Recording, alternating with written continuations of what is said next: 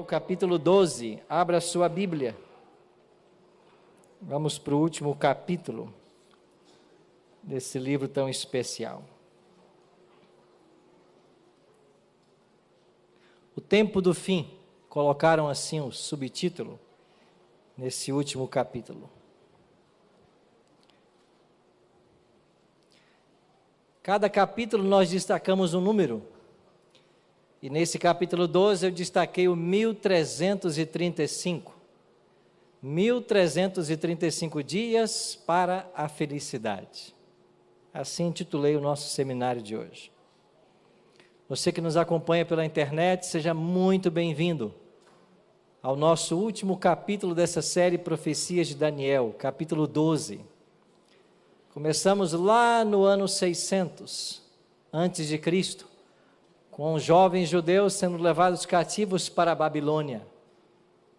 3 anos de provações, 10 vezes mais sábios. Fomos para o capítulo 2, uma estátua assustadora, 4 metais, 4 impérios. Capítulo 3, 3 jovens na fornalha, e ali surge o 4º homem, Cristo, que anda com seus filhos. Fomos para o capítulo 4, escrito pelo rei Nabucodonosor, mais um autor da Bíblia. E esse capítulo conta a história de como o homem mais poderoso do planeta se rendeu ao Deus que revela mistérios. Capítulo 5, testemunhamos a queda de Babilônia. Capítulo 6, testemunhamos um filho de Deus na cova com leões, mas Deus enviou o seu anjo para fechar a boca. No capítulo 7, testemunhamos 4 animais que representavam os mesmos impérios da estátua. No capítulo 8, um chifre pequeno que ataca o santuário e a profecia que fala da purificação do santuário e da aniquilação do chifre pequeno. No capítulo 9, encontramos um homem prostrado em oração e uma profecia que deu aos judeus 490 anos de graça. No capítulo 10, vimos uma batalha cósmica entre o bem e o mal. Daniel jejuando 3 semanas e a vitória sendo dada ao povo de Deus. No capítulo 11, vimos 2 reis que finalmente representam o povo de Deus e os inimigos do povo de Deus. E quando chegamos ao capítulo 12, o capítulo começa falando dos eventos finais e do estabelecimento do eterno reino de Cristo. Nesse tempo, que tempo? No tempo do fim. Nesse tempo se levantará Miguel, o grande príncipe. Miguel vai se levantar, Cristo vai se levantar. E só pode se levantar aquele que um dia se assentou. Aonde Jesus se assentou? No capítulo 7. Lá Daniel disse que ele viu e foram postos uns tronos, e o ancião de dias se assentou. O ancião de dias é o Pai. O Filho foi levado até ele, e o Filho também se assentou, porque Daniel escreveu: assentou-se o tribunal, e se abriram os livros. Os livros de registro foram abertos. Cada caso começou a ser analisado. Esse verso fala do dia 22 de outubro de 1844. E essa semana, na quinta-feira, estudamos a respeito desse tema, porque quinta-feira passada, há 3 dias, nós celebramos 176 anos do ministério de Cristo no santuário celestial, operando o juízo. Ele lá entrou no ano 31, mas até o dia 22 de outubro de 1844, ele atuou como sacerdote, apenas como advogado. Mas naquela terça-feira, 22 de outubro, Jesus começou um trabalho agora como sumo sacerdote. Ele começou a julgar, porque agora tem que ser separado as ovelhas dos cabritos, o fiel do infiel, o justo do ímpio. Então tem que separar. E para que Deus não seja acusado de injusto, um processo de investigação tem que anteceder a volta dele. Esse juízo é necessário não para Deus, porque Deus é onisciente, ele não precisa de juízo, Ele não tem que julgar ninguém, ele sabe quem vai se salvar, quem vai se perder, ele sabe quem aceitou a graça, quem não aceitou, mas é por conta dos anjos, é por conta do universo que tem que acontecer um juízo, porque esse juízo tem que ser claro, transparente, para que finalmente o universo entenda por que Deus salvou Abel e condenou Caim, por que está no céu João e não está Judas. Então o juízo é para isso. E há 176 anos, numa terça-feira ele começou. É por isso que ele vai se levantar agora. Por que ele se levanta? Porque acabou o juízo. Ele vai depor suas vestes sumos sacerdotais e vai assumir suas vestes reais. E quando ele sai do santuário, diz Daniel que haverá um tempo de angústia, qual nunca houve desde que a nação até aquele tempo. E eu queria viajar com vocês nesse diagrama profético. Aqui estamos nós, no ano da pandemia. Existe um evento chamado fechamento da porta da graça. Essa expressão não é bíblica, mas o conceito sim. Ela se baseia em vários textos da Bíblia, como o Apocalipse 22:11, continue o injusto fazendo ainda injustiça, o santo continue a santificar-se, ou seja, quem está salvo, quem está perdido, está perdido. Se baseia, por exemplo, na parábola das 10 virgens, quando as 5 prudentes que tinham azeite, símbolo do Espírito, elas entraram para as bodas, e as 5 que não tinham Espírito saíram para comprar, e quando elas voltaram, a porta estava fechada. E quando a porta se fecha, ninguém mais entra, acabou a chance. Baseia-se também em Apocalipse, quando apresenta Cristo como aquele que tem as chaves, que abre e ninguém fecha. E quando ele abriu a porta de oportunidade para o homem, ninguém pode fechar essa porta. O diabo pode perseguir, pode até matar, mas ele não pode arrancar do coração humano o desejo de salvação. Isso aconteceu com os heróis da fé, com os mártires da Idade Média. O diabo os perseguia, ameaçava com fogueiras, com espadas, podia arrancar deles a vida, mas não arrancava a esperança de salvação, porque a porta estava aberta, e eles entraram por essa porta. Agora o Apocalipse também diz que quando ele fecha, ninguém mais abre. Quando ele deixar o santuário, quando ele se levantar e sair do santuário, Apocalipse 15:8 diz que uma fumaça vai cobrir o santuário, e ninguém vai poder entrar no santuário, enquanto não se cumpram as 7 pragas. Os ímpios sofrerão as pragas, os justos passarão pela angústia de Jacó. Então, quais os eventos do fim que a profecia nos descreve? O primeiro deles será a chuva serôdia. Lá em Joel 2:23, o profeta disse que a chuva serôdia seria derramada. Lá em Zacarias 10:1, o profeta disse: orai pela chuva, nos tempos da chuva serôdia. Nós estamos no tempo da chuva serôdia. O Espírito já está caindo. E quem não receber o Espírito Santo na chuva serôdia, será dominado pelos espíritos demoníacos após o fechamento da porta da graça. Então você tem que escolher a que espírito você vai se submeter, mas não há uma terceira possibilidade. A chuva serôdia será dada ao povo de Deus, e ela tem várias funções, mas eu queria destacar 2 agora. A primeira delas, ela vai capacitar os fiéis a pregar o evangelho eterno contido em Apocalipse 14:6-12. E a segunda função da chuva serôdia, ela vai preparar os fiéis para o tempo da grande prova. Então a chuva vem para nos habilitar a enfrentar o tempo de angústia de Jacó. Um tempo de angústia que nunca houve, diz Daniel, desde que há nação sobre a terra. Então a chuva serôdia virá, e no alto clamor que nós faremos do evangelho eterno, será promulgado pela união de todas as igrejas, a começar pelo espiritismo, catolicismo e protestantismo que se apostatou, o decreto dominical.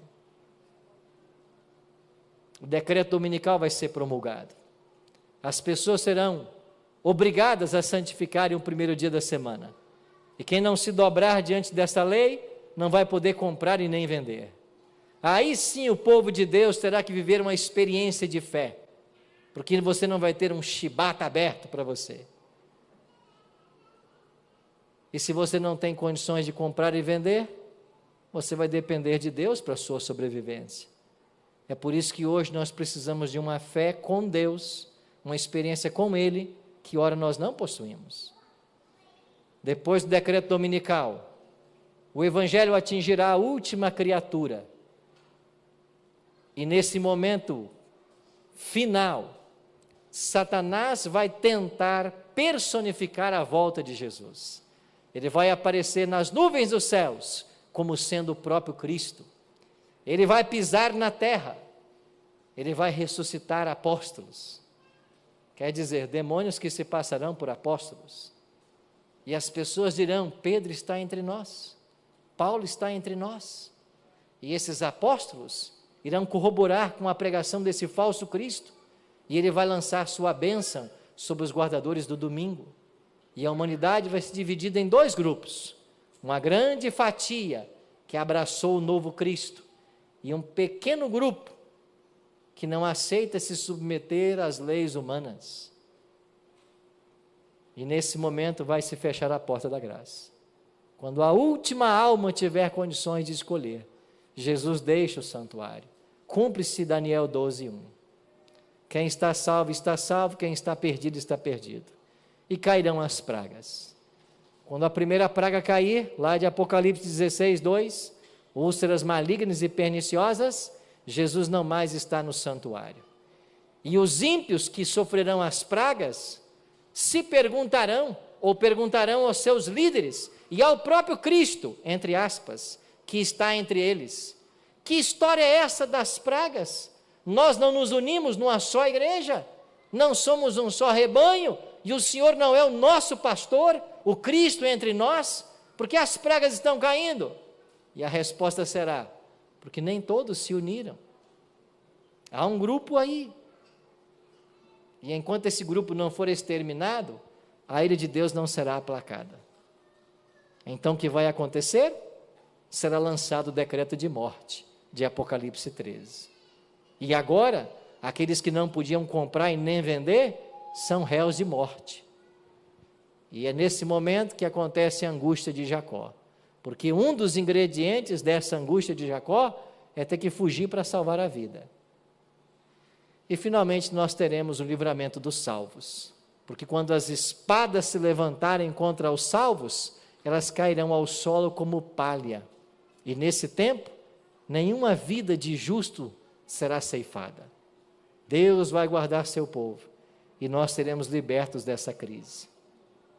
Cristo volta, visível, ele vem nas nuvens dos céus, nas nuvens ficará, os mortos ressuscitarão glorificados, os vivos serão transformados no abrir e fechar de olhos, e nós subiremos ao encontro com Jesus nas nuvens dos céus. Nós subiremos em carros de nuvens, nós vamos tirar o nosso pé dessa terra, e pisaremos pela última vez nesse planeta, antes do milênio. Nós colocaremos os nossos pés nesses carros de nuvens, e à medida que esses carros subirem para os céus, eles possuem asas, e à medida que as asas batem, os anjos cantam: Santo, Santo e Santo. E nós olharemos para essa terra pela última vez, antes de cortarmos os céus em direção à cidade santa. Transformados, viveremos 1000 anos lá no céu. Nesses 1000 anos, os livros de registro serão abertos mais uma vez. Veremos o porquê de algumas pessoas que amamos não estar lá. E quando nós descobrimos o porquê da perdição dos ímpios, declararemos em uma só voz: Deus foi justo em salvar estes e condenar aqueles. Depois teremos toda a eternidade, aqui nessa terra, que será renovada pelo fogo. E o mesmo fogo que purificará esse planeta, destruirá os ímpios, destruirá Satanás e seus anjos maus. E de acordo com o profeta Naum, o mal não se levantará, segunda vez. E de acordo com Malaquias 4, não vai restar nem raiz e nem ramo, porque o mal será exterminado para todo sempre. Daniel continua. Agora ele faz um flashback. Ele foi ao futuro e ele volta ao passado. E Daniel diz assim: muitos dos que dormem no pó da terra ressuscitarão, uns para a vida eterna, outros para a vergonha e horror eterno. Essa ressurreição de Daniel 12:2 não é a primeira ressurreição, porque nela tem ímpio, não é também a segunda, porque nela tem salvo. Então é uma ressurreição à parte, nós chamamos de especial, e ela vai acontecer durante a queda das 7 pragas. Quem é que vai ressuscitar nessa ressurreição especial? Por parte dos ímpios, a Bíblia tem 2 textos, Mateus 27:56 e Apocalipse 1:7, ou 26:54, onde diz que aqueles que participaram da crucifixão de Cristo e do seu julgamento vão estar de pé no dia que ele voltar. Esses serão os ímpios, ressuscitados nessa especial. E quem serão os salvos? A Bíblia silencia sobre o tema, mas Ellen G. White tem 2 textos, onde ela diz que são todos aqueles que morreram na fé da mensagem do terceiro anjo. Ou seja, aqueles que morreram crendo na terceira mensagem angélica, pouco antes da volta de Cristo, ou desde 1844, eles vão ressuscitar na especial para ver Cristo voltar antes da primeira ressurreição geral. Então essa ressurreição especial tem esse propósito. E o anjo agora se dirige a Daniel e diz assim: tu, porém, Daniel, encerra as palavras, conclui o teu livro, até o tempo do fim. Ele vai estar selado até o tempo do fim. Muitos o esquadrinharão, e o saber sobre o livro de Daniel vai se multiplicar. E é por isso que nós vimos aqui já esta semana, que a partir, especialmente do século XVIII, o conhecimento do livro de Daniel começou a se multiplicar. E Guilherme Miller foi um dos grandes personagens desse grande reavivamento. No tempo do fim, e esse tempo do fim começa, respectivamente, com a prisão do Papa em 15 de fevereiro de 1798, findando os 1260 anos de perseguição, e a purificação do santuário no dia 22 de outubro de 1844, findando a profecia dos 2300 anos. Aí o tempo do fim chegou. Versículo 11: depois do tempo em que o sacrifício diário for tirado e posta a abominação desoladora, haverá ainda 1290 dias. O que significa esse período? É que a abominação desoladora foi posta no ano 508. E o que aconteceu nesse ano de tão especial? De uma forma mais clássica, emblemática, a missa assume o lugar do sacrifício de Cristo. E você passa, a partir desse momento, ter ali um ofício humano, pretendendo matar o Filho de Deus, tirando o sacrifício, tirando o foco da cruz do Calvário. E se você viaja de 508, 1290, você vai a 1798, quando esse poder que estabelece a abominação desoladora, ele é derrubado. Nas palavras de Apocalipse 13, ele tem a ferida mortal, uma de suas cabeças golpeadas. E então chegamos ao verso título de hoje. Feliz o que espera e alcança ou chega até 1335 dias. Por que é feliz? Porque se você partir de 508 e viajar 1335 anos, você vai chegar a 1843, o auge do movimento milerita. E nesse ano, todos estavam anunciando a breve volta de Cristo. Ellen G. White mesmo escreveu que esse período de preparo para a volta de Jesus em 44 foi o período mais excelente da vida dela, porque eles entenderam que Jesus estava voltando, e todas as outras coisas tornaram-se periféricas ou secundárias. O que importava era a volta de Jesus. Esse foi o doce como mel na boca desse povo milerita. É por isso que eles foram felizes. Mas como podem ser felizes se eles passaram por um grande desapontamento? Mas o desapontamento não os levou a desanimar, porque eles voltaram para a Bíblia e eles entenderam ser o povo da profecia, eles entenderam Apocalipse 10:11 que dizia, é necessário que ainda profetizes. Eles encontraram em Apocalipse 14 conteúdo dessa profecia, as 3 mensagens angélicas. Então esse povo decepcionado se viu como um movimento profético, entenderam que não era a volta de Cristo lá em 22 de outubro, mas era um novo ministério no santuário, agora começou o juízo. Por isso, a primeira mensagem angélica, temei a Deus, dar-lhe glória, pois chegou a hora do seu juízo. Eles entenderam, por isso, Laodiceia, povo julgado, povo do juízo. Nós somos a igreja de Laodiceia, nós somos o povo do juízo, não é a volta de Cristo, é o juízo no céu. Então nós temos agora que anunciar esse juízo. A norma dele é a lei de Deus, a salvação pela graça. E quando terminar o juízo, Cristo voltará para buscar a todos nós. E terminamos o livro de Daniel, no versículo 13. O anjo diz assim para Daniel: tu, porém, Daniel, segue o teu caminho. Segue o teu caminho até o fim, pois descansarás. O que é o descanso para Daniel? A morte. Você vai morrer. Mas ao fim dos dias, quando o 5º reino for para ser estabelecido, você vai se levantar para receber a sua herança. E sabe qual é a herança de Daniel? Primeiro, é a coroa imarcessível de glória. Segundo, é ver todos os seres humanos que se salvaram graças ao seu livro. É por isso que esse livro é especial. Foi selado até o nosso tempo e hoje deve ser aberto e ensinado. Porque ele anuncia que no levantar e quedar dos impérios, há um Deus que governa acima das forças humanas. E esse Deus se aproxima para estabelecer o 5º reino da profecia. O 5º reino se aproxima e eu e você somos convidados a fazer parte dele. Por isso vão para casa e vivam como súditos desse rei que se aproxima. Vamos orar? Pai Santo, nós queremos ser súditos em teu reino.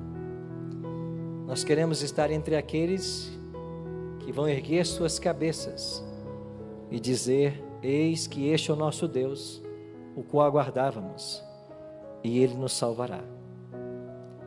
Nos ajude a termos em nosso coração o Espírito que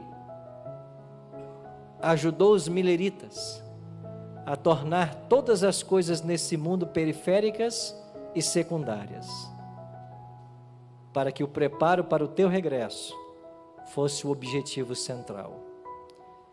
Ao sairmos da igreja agora, nos ajuda também em nosso preparo, e que quando virmos cumprir as profecias do livro de Daniel, nós estejamos entre aqueles que vão brilhar como estrelas, sempre e eternamente. Não porque haja nada em nós bom, mas porque o sol da justiça brilha em nossa vida e domina em nosso coração. Em nome dele que nós te oramos. Amém.